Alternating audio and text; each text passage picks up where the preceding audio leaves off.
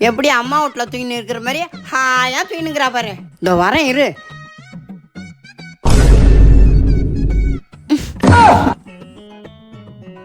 ஐயோ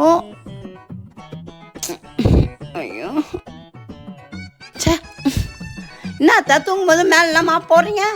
நானே 5 மணிக்கு கல்யாணத்துக்கு போயிட்டு இப்போ தான் வந்து பார்த்தேன். ஃபங்க்ஷன் போவா, அதுக்கு போவா, இதுக்கு போவா, ஹாயா வந்து தூங்கின்னு இருப்பேன். வீடு துடைக்க மாட்டேன். பொம்பளை அடி நீ.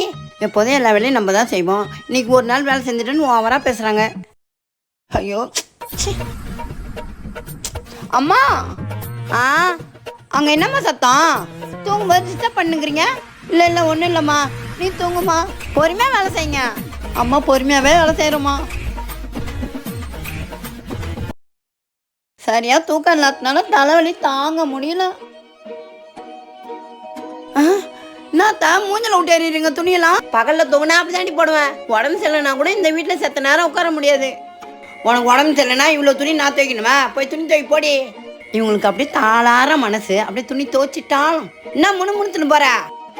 இல்லத்த இந்த வீட்டையும் உங்களை பற்றியும் பெருமையாக பேசினேன். ஏமா சாப்பிடாம போயிட்ட? ஒன்றே எல்லா வேலையும் செஞ்சுன்னு இருக்காத.